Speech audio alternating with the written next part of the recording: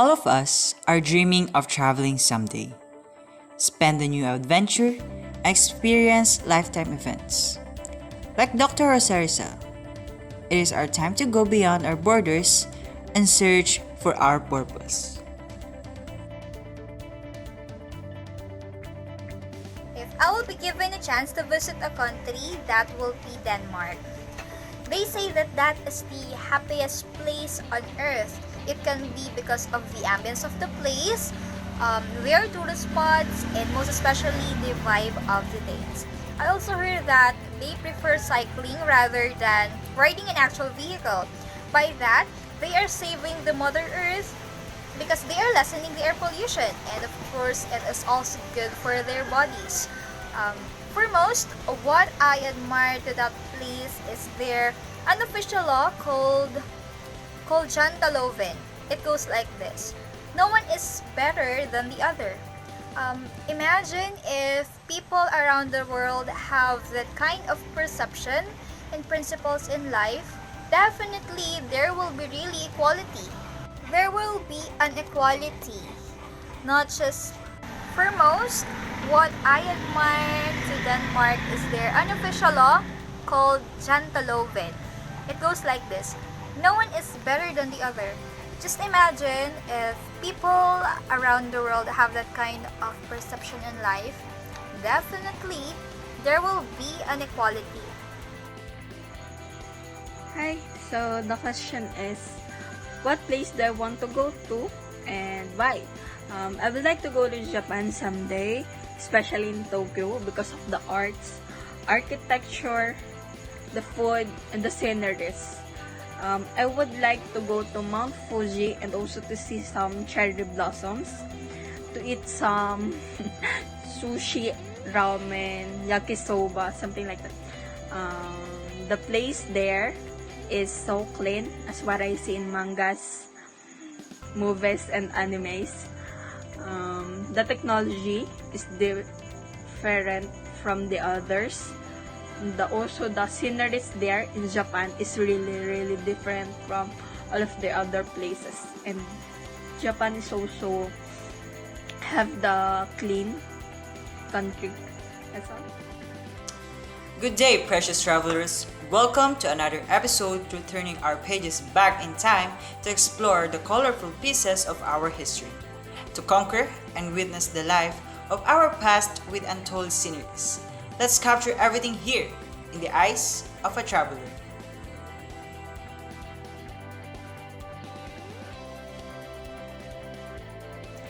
Dr. Jose Rizal was greatly known because of his magnificent literary works, his skills in different fields, especially in medicine, and of course, his bravery to fight for our country.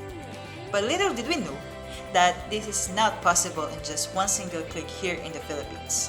So as a solution, his life goes on in the art of traveling. As Rizal finished his medical course, he then decided to study abroad, and his first stop was in the country of Spain. That's right. Spain is a popular country because of the productive system of its society and the diverse influence to other countries. But do you think this could be the possible reason why Rizal chose Spain in the first place? Let's travel deeply. Rizal was not impressed by the teaching method of the Dominican professors to the Philippine students. That's why he picked Spain for academic improvements. But the most important part here is that Rizal has a secret mission to accomplish. Do you know that secret mission is? James Bond, Detective Conan, and other fictional spy characters has a huge difference in the line of Dr. Jose Rizal.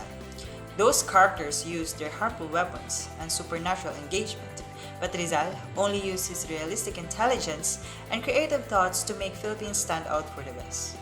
To reveal his secret agenda, Rizal went to Spain to carefully observe commerce and governments, as well as laws of the European nations, to generate himself on his task of liberating Filipinos from the devilish arms of Spaniards. How silly but exciting that is, right? But did you know that his departure for Spain was not just a piece of cake.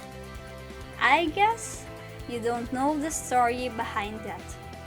His departure for Spain was kept secrets to avoid the hymn of Spaniards and the friars. In part of this, even his own parents didn't know, as his mother won't allow him to go.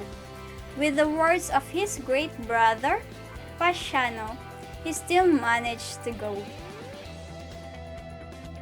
Before his departure, he wrote a farewell letter to his parents and to his beloved Leonor Rivera. And that exactly May 3, 1882, he departed and boarded on the Spanish steamer Salvadora, bound to Singapore with a heartfelt scene in his eyes and light in his heart. During the sail to Singapore, he looked upon the people and the things around him. To overcome his boredom, Rizal managed to enjoy his time on the steamer as he played chess with other passengers that were older than him, and as expected, he defeated them all. Soon, they reached the Singapore and Rizal transferred to another ship which is called Gemna, a French steamer which is larger and is considered as a neat vessel carrying more passengers. On board, since it was a French vessel, the language for conversation here is French. He tried to talk with his fellow passengers with the said language, but everything led to a negative outcome, as he found out that the book he had learned at the Ateneo was unreliable and could not be understood. But Rizal adjusted easily. From his daily conversation with the French passengers, he learned a lot about the different languages. And then he quoted on his diary, "Colombo is more beautiful, smart, and elegant than Singapore, Point Galle, and Manila." Rizal sighted the barren coast of Africa for the first time, which he called inhospitable but famous. At Port Said, the Mediterranean terminal of Suez Canal, Rizal landed in order to see the interesting sights before meeting the beautiful aura of Spain. So here we go now. As Rizal landed in Spain, his first impression to Barcelona was quite disgusted. He thought that it was ugly, with dirty accommodating places and inhospitable residents. But he realized something. Barcelona was rising to its finest. It is a complete masterpiece, from the light up to the well-mannered people. Starting his literary works, Rizal wrote his nationalistic essay and his first article written in Spain soul entitled Amor Patria. Under his pen name Laong Laan, that literary piece appeared in Diaryong Tagalog on August 20, 1882. But everything was not running in the coast of happiness. Different news from Manila made him devastated. The first one was the cholera outbreak happened in the Philippines, where many people died and many were dying every single day. And the other one is the situation of his sweetheart, Leonor Rivera, who was getting thinner because of her longing love and sadness of being alone without him.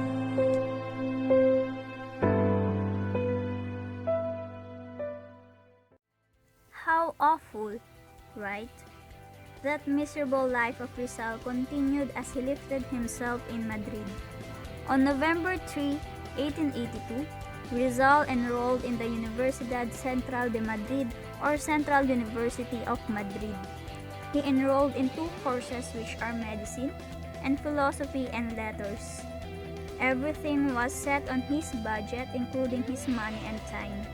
All of his needs were prioritized and balanced, such as his money on food, clothing, lodging, and books. When he had his free time, he spent it on reading, writing at his boarding house, attending the reunions of Filipino students at the house of the Paterno brothers, and practicing shooting and fencing at the gymnasium. Still, he got the best for him. Rizal was criticized sometimes as they thought that he is a full-time womanizer. He is not a handsome man, but he possessed an aura of charisma due to his many extraordinary talents and novel characters which made him attractive to romantic young women. And guess who fell in love with him? She is a young lady named Consuelo Ortiga y Perez. But despite this growing romance, Rizal backed out before it could get into a serious affair. He has two reasons. First, he was still engaged to Leonor Rivera, and his friend and co-worker in the propaganda movement, Eduardo Delete, was madly in love with Consuelo, and he didn't want to break their friendship just because of a pretty girl. That's a great job of manifesting loyalty, Dr. Jose Rizal. Rizal didn't pursue being an introvert. After his arrival in Madrid in 1882, he joined the Círculo Hispano-Filipino, also known as Hispano-Philippine Circle, a society of Spaniards and Filipinos. There, he wrote a poem entitled Me Piden Versos, which in English is They Ask Me for Verses. That skills of him could possibly enhance by his genuine love for books. He maximizes his expenses, and with the money he saved, he purchased books from a second-hand bookstore owned by Senor Roses. And unbelievably, he was able to build a fair-sized private library. Rizal took his first visit to Paris in the year 1883. He was mistaken by the Parisians as a Japanese. Also, according to him, Paris is the costliest capital in Europe. The prices of food, drinks, tickets, theater, hotel accommodations, laundry, and transportations were too high for the money he had in his purse that time. Aside from that, Rizal also worked as a Mason, which he played a lukewarm role in Freemasonry. Unlike Marcelo H. Del Pilar, Graciano Lopez Haina, and Mariano Ponce, who were very active in Masonic affairs. His presence might not be in the Philippines, but his eyes have witnessed the era of struggles there. Financial problems and issues began to surrender from his undefeated faith. But there are things which turned from bad to worse in his hometown in Calamba. The harvesting system of rice and sugar cane failed on the account of drought and locusts, and the manager of the Dominican-owned hacienda increases the rentals of the lands cultivated by the Rizal family. Due to those difficulties in Calamba, the monthly allowance of Rizal in Madrid were late in arrival, and there are also times that they never arrived, causing so much sufferings to him. On June 24, 1884, a memorable day for him as he experienced to be broke and unable to take breakfast that day. With an empty stomach, he attended his class at the university, participated in Greek language contests, and still he won the gold medal. And on the evening, he was able to eat his dinner as he was a guest speaker. Being a guest speaker set an opportunity for him to give salutation to Luna and Hidalgo for being the two glories of Spain and Philippines. Their promising contributions and achievements was one of the proudest moments in his life. We have seen how Rizal survived in the great trials abroad. Now, let's look on our modern heroes as of today, our overseas Filipino workers. A good day po. What is your work or job abroad? How do you survive every day? And how do you overcome your loneliness? Isa akong OFW dito sa Thailand. At isa akong nanny tutor maid. Yun ang aking trabaho dito sa Thailand. At sa panahon ngayon, kapalibasa dito, buong mundo naman nararanasan ang krisis sa virus. Dito sa Thailand, magla-lockdown na ulit. Matagal sanang nawala na yung virus, pero ngayon bumalik na ulit. May mga local cases na ulit ng virus. Masusubo na naman kami sa lockdown itong buong Thailand. Dito naman, maluwag yung pamumuhay kahit lockdown, hindi naman ganun kahigpit yung batas. Pero sumunod lang naman, naka-mask, social distancing, at yung mga mga establishment naman sarado. Pero kami, mga nanny maid, stay at home. Yung day off namin, every Sunday, stay na lang talaga sa bahay. Pwedeng magtrabaho, pwedeng hindi. Pwedeng overtime. Depende kung ipapahinga. Pero sa akin kasi, stay at home na lang ako sa bahay ng amo. Pahinga na lang yung Sunday, oras para makatawag sa mga mahal sa buhay, sa dyan sa Pinas, sa aking mga anak. Yun yung time na nakakatawag ako sa kanila. Yun yung kaalwanan ngayon ng pagiging OFW. Mahirap, pero malaki naman yung katulungan ng ganito ngayon, internet. Nakakausap mo na ng maalwan ang mga anak mo, mahal mo sa buhay ang pamilya mo. Madali na yung communication, hindi kagaya dati, sulat-sulat, talagang yung homesick mararanasan. Ngayon naman, isang chat mo lang, isang video call mo lang, pauwi na yung lungkot. Pero andun pa rin yung kagustuhan mo na syempre makasama ang pamilya. Pero isa ito sa sadyang ginusto ko na makapagtrabaho abroad para naibigay din yung mga pangangailangan ng aking mga anak, ng aking pamilya. Dito sa abroad, talagang makikisama ka,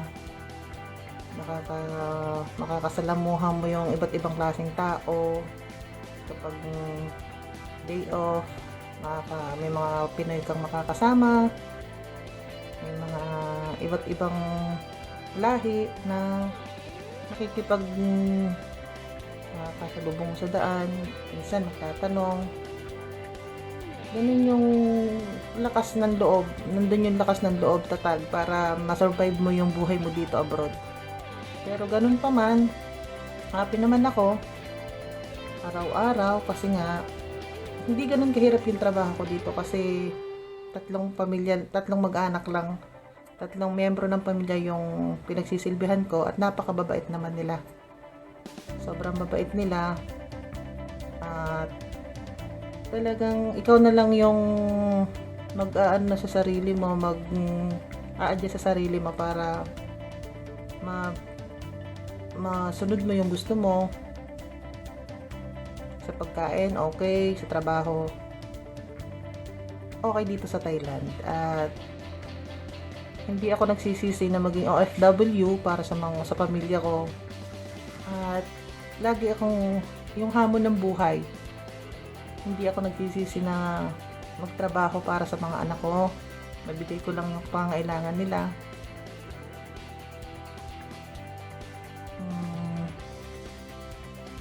Nandun yung kalungkutan talagang dumaraan. Pero isang tawag, ito, kagaya nito, lumipas na Pasko, bagong taon, yung mga birthday, yung mga occasion para sa mga mahal mo sa buhay, sa mga anak mo. No, overcome naman. At easy na yun ngayon kasi may internet na.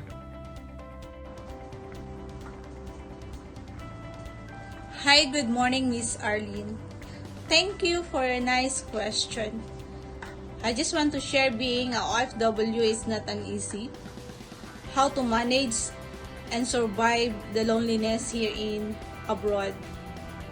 Being an OFW, I just always think that is for my future, for my family future, and to support all my family. And to overcome my loneliness, I trust the Lord because God is my joy. So I always trust the Lord that He will guide me and support me. Because being an OFW is not easy, far from my family, and of course, yes, it's a bit high the salary, but we need to save the money. We need to expend wisely, because when we go back to Philippines, we are nothing. So if we don't have when we don't have saved money, when we're going back to Philippines, we are like poorer than the street people. So as an OFW, it's not easy. So we think always to save money when we are here. But the thing is, people will think that we are rich. That is not true.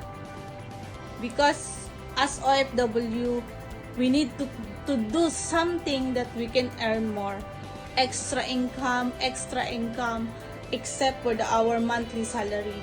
Because we think in the future. So in overseas Filipino worker, it's not easy for the future of the family. Always think for the future of the family, and always think that God is always with us, so that we can overcome the loneliness. We can overcome and we survive the loneliness in the abroad. If we don't have God, it's not an easy to survive the loneliness in abroad. So I hope this will help to all especially to all the OFW as well. So being an OFW, we need to trust the Lord, and we need to be save wisely, spend wisely our money, because when we go back to Philippines, we are nothing. We all going out the money. I hope this one will help for your study. Thank you and God bless. In continuation, one of the memories of Rizal in Spain was his involvement in student demonstrations. There are bloody riots which burst in Madrid on November 20 to 22, 1884, which was led by the students of the Central University that were caused by the address of Dr. Moraita. But after all these events, Rizal seemingly reached the top of the world. He completed his medical course in Spain. On June 21, 1884, he conferred the degree of licentiate in medicine by the Universidad Central de Madrid. And within the next academic year, 1884 to 1885, he studied and passed all the subjects, leading to the degree of Doctor of Medicine. At last, he completed his studies in Spain by obtaining the degree of licentiate in philosophy and letters. He was classified to be a professor of humanities in any Spanish university. And that's how the journey of Rizal in Spain ended, with a circle of devastations and taste of happiness. The time flew on the sudden range of life. We're all walking in the path of success and sorrows. No matter what places we are in, no matter what problems and issues we have gone through, we need to open our eyes to see the beauty and the positivity hidden beyond it. Dr. Jose Rizal taught us so many things, especially to hold within the flow of challenges along the way. We should believe that we can win against all of them. Thank you, travelers, for joining us in this great expedition of our past and our national hero himself. See you again next time, and together let's conquer and witness the life which lies on our past, having untold stories. Let's capture everything here in the eyes of a traveler.